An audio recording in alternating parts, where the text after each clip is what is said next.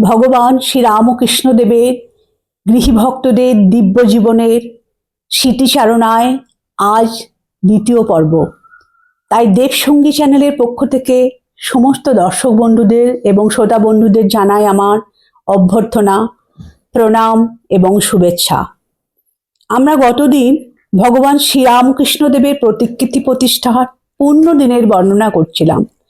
সেখানে দেখা গেছে স্বামী বিবেকানন্দ অন্যান্যদের সঙ্গে রামকৃষ্ণপুর গঙ্গার ঘাট থেকে পায়ে হেঁটে কীর্তন ও জয়ধ্বনি করতে করতে নবগোপাল বাবুর বাড়ির সামনে এসে উপস্থিত হয়েছেন। স্বামীজি খোল বাজাচ্ছিলেন। বাড়িতে প্রবেশ করে তিনি খোল নামিয়ে রেখে বাড়ির সামনের বৈঠকখানা ঘরে কিছুক্ষণ বিশ্রাম করতে বসলেন। তারপর তিনি ঠাকুরঘর দেখতে বাড়ির দোতলায় চললেন। বাড়ির দোতলায় ঠাকুর ঘরখানি খুব সুন্দর। মন্দিরের ভিতরটি শ্বেত পাথর দিয়ে বাঁধানো, মাঝখানে শ্বেত পাথরের সিংহাসন, তার উপর ভগবান শ্রীরামকৃষ্ণের পোর্সেলেনের মূর্তি। ঠাকুর পুজোর সমস্ত উপকরণ সুন্দরভাবে সাজানো আছে। স্বামীজি সব দেখে খুব খুশি হলেন। নিস্তারিণী দেবী ও বাড়ির অন্যান্য মহিলারা স্বামীজিকে প্রণাম করলেন। তারা পাখা নিয়ে স্বামীজিকে বাতাস করতে লাগলেন। স্বামীজির মুখে উৎসবের সকল বিষয়ে আয়োজনের সুখ্যাতি শুনে নিস্তারিণী দেবী বললেন, আমাদের সাধ্য কি যে ঠাকুরের সেবাধিকার লাভ করি? সামান্য ঘর, সামান্য অর্থ। আপনি নিজে নিজে কৃপা করে ঠাকুরকে প্রতিষ্ঠিত করে আমাদের ধন্য করুন। স্বামীজি উত্তরে রহস্য করে বলতে লাগলেন, তোমাদের ঠাকুর তো এমন মার্বেল পাথর মোড়া ঘরে 14 পুরুষে বাস করেননি। সেই পাড়াগে খোড়ো ঘরে জন্ম, যেন তেন করে দিন কাটিয়ে গেছেন। এখানে এমন উত্তম সেবায় তিনি যদি না থাকেন তো আর কোথায় থাকবেন? সকলেই স্বামীজির কথা শুনে হাসতে লাগলেন। স্বামীজি এবার কপালে বিভূতি লাগিয়ে মহাদেবের মতো পূজকের আসনে বসলেন। প্রথমে স্বামীজি ঠাকুরকে আহ্বান করলেন। স্বামী প্রকাশানন্দ স্বামীজির কাছে বসে মন্ত্র বলে দিতে লাগলেন। পূজার নানা অঙ্গ ক্রমে শেষ হলে শঙ্খ ঘণ্টা বাজতে লাগলো। স্বামী প্রকাশানন্দ বাকি সমস্ত পুজো করলেন। স্বামীজি পুজোর ঘরে বসে বসে শ্রীরামকৃষ্ণদেবের প্রণাম মন্ত্র মুখে মুখে রচনা করলেন। এই মন্ত্র আজ সারা বিশ্বে ভগবান শ্রীরামকৃষ্ণের প্রধান মন্ত্ররূপে উচ্চারিত হয়। ওং স্থাপকায় চ ধর্মস্য সর্বধর্মস্বরূপিণে অবতার বরিষ্ঠায় রামকৃষ্ণায় তে নমঃ। উপস্থিত সকলে এই মন্ত্র পাঠ করে ঠাকুরকে প্রণাম করতে লাগলেন। এইভাবে সেদিনের পূজা ও উৎসব শেষ হলো। এদিন মঠে ফিরবার পূর্বে স্বামীজি তার মাথার পাগড়িটি নিস্তারিণী দেবীকে উপহার হিসাবে দিয়ে আসেন। স্বামীজির ব্যবহৃত পাগড়িটি বর্তমানে এই বাড়িতে সযত্নে রক্ষিত আছে। প্রতি বছর মাঘী পূর্ণিমার দিন ওই পাগড়ি ভক্তদের কাছে প্রদর্শন করা হয়। এছাড়া এই বাড়ির ঠাকুর ঘরে ঠাকুরের পুতাস্তির কিয়দংশ রক্ষিত ছিল। বাড়ির একতলার বৈঠকখানার হল ঘরে স্বামীজির ব্যবহৃত পিয়ানো ও অর্গ্যান দুটি সযত্নে রক্ষিত আছে। উৎসব শেষে স্বামীজি গাড়ি করে রামকৃষ্ণপুর গঙ্গার ঘাটে পৌঁছালেন। সেখান থেকে মঠের অন্যান্য সাধু ব্রহ্মচারীদের সঙ্গে তিনি নৌকা করে আনন্দে নানা প্রসঙ্গ করতে করতে মঠে ফিরলেন। শ্রীরামকৃষ্ণদেবের অন্যতম গৃহে পার্শ্বদ ছিলেন ভক্তিমতী নিস্তারিণী দেবী ও পরম ভক্ত নবগোপাল ঘোষ। এই পরিবার অতি শুদ্ধ সাত্ত্বিক পরিবার ছিল।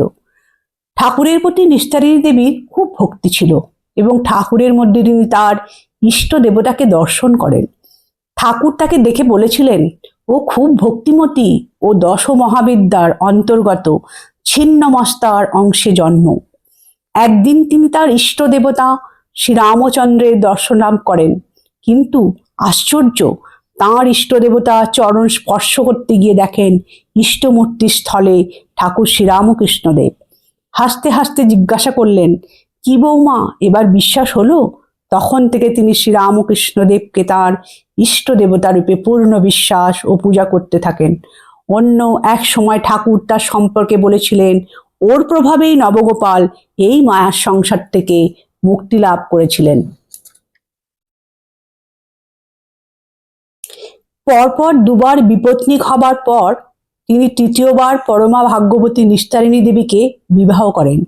ইনি নবগোপাল বাবুকে সঠিক শান্তির পথ দেখিয়ে দেন এবং দিন দিন তার আধ্যাত্মিক উন্নতি হতে সাহায্য করেন। নিস্তারিণী দেবী তার স্মৃতিকথায় লিখছেন, বহুদিন ধরে আমার স্বামী এমন একজন সাধুর খোঁজ করছিলেন যিনি তাকে ঈশ্বর লাভের উপায় বলে দিতে পারেন। তিনি একজন সাধুর উপদেশ মেনে চলছিলেন। এমন সময় তার এক বন্ধু বললেন, তুমি এই ব্যক্তির পিছনে সময় নষ্ট করছো কেন?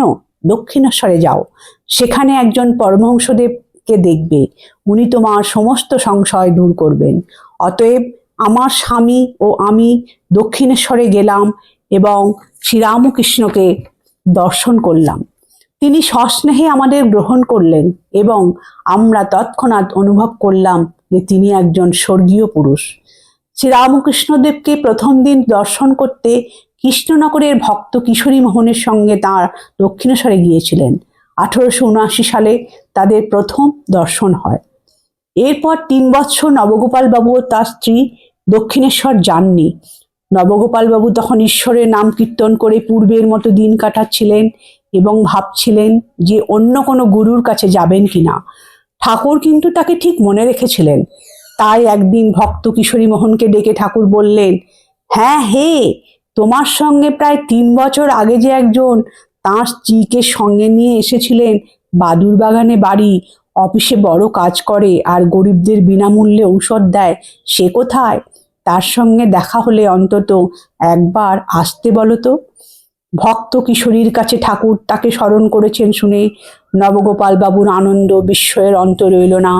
তিনি ভাবলেন, ইনি সর্বজন সম্মানিত অবতার রূপে পূজিত হয়েও আমার ন্যায় দীন ব্যক্তিকে এই দীর্ঘকাল স্মরণ করে রেখেছেন। দীর্ঘ অপেক্ষার পর অহেতুক ঠাকুরের দয়ার কথা ভেবে তিনি আনন্দে কাঁদতে লাগলেন। ঠিক করলেন শীঘ্রই তিনি দক্ষিণেশ্বরে ঠাকুরের কাছে যাবেন। পরের রবিবার পরিবার সহ নবগোপাল বাবু আনন্দের সহিত তার বহুদিনের আকাঙ্ক্ষিত আরাধ্য দেবতা শ্রীরামকৃষ্ণ দেবের দর্শনে চললেন। এই সাক্ষাতের ফলে নবগোপাল বাবু ও নিস্তারিণী দেবী তাদের জীবনের পরম আশ্রয় ও শান্তির সন্ধান পেলেন। ধীরে ধীরে তাদের জীবনে এক অমূল্য পরিবর্তন আসতে লাগলো। সর্বদা তিনি শ্রীরামকৃষ্ণ চিন্তায় মগ্ন হয়ে থাকতেন এবং সুযোগ পেলেই নবগোপাল বাবু স্ত্রী পুত্রদের সঙ্গে করে দক্ষিণেশ্বরে যেতেন। নবগোপাল বাবুর 4 পুত্র ও 2 কন্যা ছিল। একটি কন্যা ছোট বয়সেই মারা যায়। প্রথম পুত্রের নাম সুরেশচন্দ্র। তিনি ছোটবেলা থেকেই খুব ভক্তিমান ছিলেন এবং প্রায় 5-6 বছর থেকেই কীর্তনের সঙ্গে খুব ভালো খোল বাজাতে পারতেন। বালকের এই খোল বাজানো শুনে শ্রীরামকৃষ্ণ খুব উচ্চ প্রশংসা করেন। ঠাকুর এই ছেলেটিকে খুব স্নেহ করতেন। দ্বিতীয় পুত্র নীরদচন্দ্র, তিনিও খুব সঙ্গীতজ্ঞ এবং চিত্রকর ছিলেন এবং পরবর্তীকালে তিনি রামকৃষ্ণ সঙ্গে সন্ন্যাস গ্রহণ করেন। নাম হয় স্বামী অম্বিকানন্দ। অপর 2 পুত্রের নাম শ্যামসুন্দর, রামকৃষ্ণ এবং এক কন্যার নাম শশীমুখী। নিস্তারিণী দেবী দেবী শক্তি ছিলেন। তিনি সংকল্প করেছিলেন শ্রীরামকৃষ্ণ দেবের সেবায় তার একটি সন্তানকে উৎসর্গ করবেন। প্রথম সন্তান সুরেশচন্দ্রের জন্মের পর দ্বিতীয় সন্তান তখন মাতৃগর্ভে। নিস্তারিণী দেবী সংকল্প করেছিলেন যে এবার যদি ছেলে হয় তো তাকে ঠাকুরের পায়ে দেবেন। দ্বিতীয় সন্তানের জন্য 1884 সালে নাম নীরদচন্দ্র। দ্বিতীয় সন্তানের জন্মের কয়েক সপ্তাহের মধ্যেই নিস্তারিণী দেবী চাদর জড়ানো পুত্রটিকে নিয়ে শ্রীরামকৃষ্ণের কাছে উপস্থিত হলেন। তখন ঘরের মধ্যে ঠাকুর একা ভাবাবস্থায় আছেন। নিস্তারিণী দেবীকে লক্ষ্য করে ঠাকুর বললেন, ওগো, আমার জন্যে কি এনেছো? সঙ্গে সঙ্গে নিস্তারিণী দেবীর উত্তর, আপনাকে দেবার জন্য এই জিনিসটি এনেছি। এই কথা বলে ঠাকুরের পায়ের কাছে ওই চাদর জড়ানো পুত্রটিকে রাখলেন নিস্তারিণী দেবী। অমূল্য জিনিসটি দেখে ঠাকুর উল্লসিত হয়ে বললেন, বাহ, কি সুন্দর ছেলেটি, তুমি এটি আমাকে দিচ্ছ? বেশ। পর মুহূর্তে ঠাকুর বললেন, ছেলেটিকে সাবধানে রাখবে, এটি আমারই রইল, সময় হলেই আমি একে ফিরিয়ে নেব। স্বামী অম্বিকানন্দ সিটি কথায় লিখেছেন, এই বলে আমার মা ঠাকুরের পায়ে আমাকে রেখে দিলেন। ঠাকুর খানিক দেখে জিজ্ঞাসা করলেন, কি নাম রেখেছ? মা উত্তর দেয়, নীরদবরণ। নাম শুনে কিছুক্ষণ ঠাকুর আকাশের দিকে তাকিয়ে থেকে বেশ বেশ বলে মাথায় হাত বুলিয়ে দিলেন। মাকে বলতাম, তাই তো আমার মাথার চুলগুলো উঠে গেল। আমার মা একদিন বলেছিলেন, তুই যদি সাধু না হতিস তো আমার মনে মহা দুঃখ হতো। তোকে যে আমি তোর জন্মাবার আগেই ঠাকুরকে দিয়ে দিয়েছি, তাই বাড়ি যেতে আমার ভয় হতো না। মহারাজ মানে স্বামী ব্রহ্মানন্দ আমাকে মাঝে মাঝে বাড়ি পাঠিয়ে দিতেন, তাতে কোনো ভয় বা শঙ্কা হতো না, কারণ বাপ মা আমাকে কখনোই বিয়ে করতে বলবে না। পরবর্তীকালে নীরোদবরণ যখন রামকৃষ্ণ সঙ্গে সন্ন্যাসী হওয়ার জন্য যোগদান করেছিলেন, তখন ঠাকুর স্থূল শরীরে ছিলেন না, কিন্তু পুত্রের জননী নিস্তারিণী দেবী সবচেয়ে বেশি খুশি হয়েছিলেন। 1902 সালে 18 বছর বয়সে তিনি বেলুর মাঠে যোগদান করেন এবং 1914 সালে দীক্ষাগুরু স্বামী ব্রহ্মানন্দের কাছে সন্ন্যাস গ্রহণ করেন। তার নাম হয় স্বামী অম্বিকানন্দ। শ্রী রামকৃষ্ণদেবের মানসপুত্র ও রামকৃষ্ণ মঠের প্রথম প্রেসিডেন্ট স্বামী ব্রহ্মানন্দজির কাছে দীক্ষা ও সন্ন্যাস উভয় কৃপা তিনি পেয়েছিলেন। স্বামী ব্রহ্মানন্দজি নীরদ মহারাজ অর্থাৎ স্বামী অম্বিকানন্দজিকে খুবই স্নেহ করতেন। স্বামী অম্বিকানন্দ তার স্মৃতিকথায় লিখছেন, শ্রী রামকৃষ্ণদেব যখন দক্ষিণেশ্বরে অবস্থান করছিলেন, সম্ভবত সেই সময়ের ঘটনা, অন্যত্র উল্লেখ আছে এটি কাশীপুরের ঘটনা। একবার একটি বেড়াল তার 3টি বাচ্চাকে নিয়ে দক্ষিণেশ্বরের বাগানে ঠাকুরের স্নেহপূর্ণ ছায়া আশ্রয় নিল। উচ্ছিষ্ট ভাত তার যা পায় তাই খায়। ঠাকুর তাকে লক্ষ্য করেছেন ও একদিন ভাবছেন, তাই তো, তোদের একটা কি ভিত করি। ঠাকুর বেড়াল ও তার বাচ্চাগুলোকে খুব স্নেহ করতেন, কিন্তু তিনি খুব চিন্তিত ছিলেন যে ওখানে বেড়ালগুলি ঠিকমতো খেতে পাচ্ছে না। এমন সময় মা নিস্তারিণী দেবী ঠাকুরকে দর্শন করতে এলেন। ঠাকুর তাকে জিজ্ঞাসা করলেন, হ্যাঁ গা, তোমায় একটা কথা বলবো, তুমি আমার জন্য কিছু করবে? নিস্তারিণী দেবী হাত জোর করে তাকে বললেন, সে যাই হোক না কেন আমি করব। ঠাকুর বললেন, দেখো, আমার এখানে একটা বেড়াল আছে, তার আবার কয়েকটা বাচ্চা হয়েছে, এখানে মাছ নেই, দুধ নেই, তাদের বড় কষ্ট হচ্ছে। তা বাপু, তোমার যদি দিই, তুমি নিয়ে যাবে কি? তোমাদের কোনো অসুবিধা হবে না তো? নিস্তারিণী দেবী বললেন, এ তো আমার পরম সৌভাগ্য, আমি তো বেড়াল ভালোবাসি, আর আপনি দিচ্ছেন, এ আমার প্রতি আপনার কত অনুগ্রহ। কাশীপুরে ঠাকুরের কাছে আশীর্বাদ ও কৃপা মহামন্ত্র পেয়ে নবগোপালবাবু পরবর্তীকালে তার জীবনকে শ্রীরামকৃষ্ণময় করে তুলেছিলেন। শ্রীরামকৃষ্ণ তখন চিকিৎসা ও বায়ু পরিবর্তনের জন্য কাশীপুর উদ্যানবাটিতে বাস করছেন। যদিও শ্রীরামকৃষ্ণের কঠিন অসুখ, কিন্তু তিনি সর্বদা ভক্তদের কৃপা করে যাচ্ছেন। 1886 খ্রিস্টাব্দের 1 জানুয়ারি প্রেমপাথা শ্রীরামকৃষ্ণ কল্পতরু হলেন। যদিও শ্রীরামকৃষ্ণ সর্বদা করুণা গঙ্গা, কিন্তু সেদিন শ্রীরামকৃষ্ণের কৃপা করুণা শতধারায় ঘটতে থাকে। বহু ভক্তকে কৃপা লাভে ধন্য করলেন। লীলা প্রসঙ্গকার স্বামী শারদানন্দের মতে সেদিন উপস্থিত ছিলেন গিরিশ, অতুল, রাম, নবগোপাল, হরমোহন, বৈকুণ্ঠ, কিশোরী, হারান, রামলাল, অক্ষয়, মাস্টার, উপেন মজুমদার ইত্যাদি। নবগোপাল বাবুও উদ্যানবাটিতে উপস্থিত ছিলেন, কিন্তু তিনি ঠাকুরের কাছে আসতে একটু দেরি করেছিলেন। কৃপামুগ্ধ রামবাবু আনন্দে ছুটে ভক্ত নবগোপাল ঘোষের কাছে গিয়ে বললেন, মশাই, আপনি কি করছেন? ঠাকুর যে আজ কল্পতরু হয়েছেন, যান যান, শীঘ্র যান, যদি কিছু চাইবার থাকে তো এই বেলা চেয়ে নিন।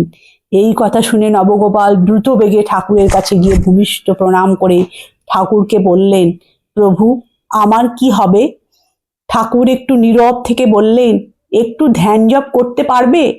নবগোপাল উত্তর দিলেন, আমি ছাপোষা গেরস্থ লোক, সংসারে অনেকের প্রতিপালনের জন্য আমায় নানা কাজে ব্যস্ত থাকতে হয়, আমার সে অবসর কোথায়? ঠাকুর পুনরায় একটু চুপ করে থেকে বললেন, তা একটু একটু জপ করতে পারবে না? নবগোপাল উত্তর দিলেন, তারই বা অবসর কোথায়? ঠাকুর বললেন, আচ্ছা, আমার নাম একটু একটু করতে পারবে তো? নবগোপাল আনন্দে বললেন, তা খুব পারবো। ঠাকুর তখন বললেন, তা হলেই হবে, তোমাকে আর কিছু করতে হবে না। ঠাকুরের এই কৃপা লাভে নবগোপালবাবু তখন আনন্দে ঠাকুরকে সাষ্টাঙ্গে প্রণাম করলেন। শ্রীরামকৃষ্ণের স্মরণ মননে ডুবে থাকতেন সব সময়। এই জয় রামকৃষ্ণ নামের প্রতি তার এক অপূর্ব শরণাগতি আসে। অফিসে, পাড়ায় কারুর সঙ্গে দেখা হলে তিনি জয় রামকৃষ্ণ বলে সম্ভাষণ করতেন। পাড়ার ছেলে মেয়েদের দেখলে তিনি বলতেন, তোমরা জয় রামকৃষ্ণ বলো, এবং তারা জয় রামকৃষ্ণ বললে তিনি বাতাসা দিতেন। যখন তিনি অফিস থেকে ফিরতেন তখন তার একজন ভৃত্য বাতাসা নিয়ে রাস্তায় দাঁড়িয়ে থাকতেন। পাড়ার ছেলেমেয়েরা তাকে আসতে দেখলে উচ্চৈঃস্বরে জয় রামকৃষ্ণ বলে তাকে ঘিরে নাচতে লাগতো। এইভাবে তিনি জীবনের শেষ দিন পর্যন্ত ঠাকুরের দেওয়া এই জয় রামকৃষ্ণ মহামন্ত্র সর্বদা স্মরণ মনন করে শ্রীরামকৃষ্ণময় হয়ে উঠেছিলেন। ঠাকুর সূক্ষ্ম শরীরে আজও উপস্থিত আছেন। তিনি বলেছেন, এখানকার ভাব যারা নেবে ও টান অনুভব করবে তারা কেউ সংসারী নয়, সংসারে থেকেও যোগী। একদিন তারা আমার সঙ্গে যুক্ত হয়ে যাবে, মুক্ত হয়ে যাবে। আজ ঠাকুর মা স্বামীজির চরণে প্রণাম জানিয়ে দ্বিতীয় পর্ব এখানেই শেষ করলাম। সম্পূর্ণ প্রতিবেদনে আমার সঙ্গে থাকার জন্য সমস্ত শ্রোতাবন্ধুদের জানাই আন্তরিক কৃতজ্ঞতা ও নমস্কার। প্রথম পর্বের লিঙ্ক ডেসক্রিপশন বক্সে দিয়ে দিলাম। চ্যানেলটিকে সাবস্ক্রাইব করে আপনাদের মূল্যবান মতামত কমেন্ট বক্সে দিয়ে পরবর্তী পর্বের জন্য অনুপ্রাণিত করবেন। ধন্যবাদ।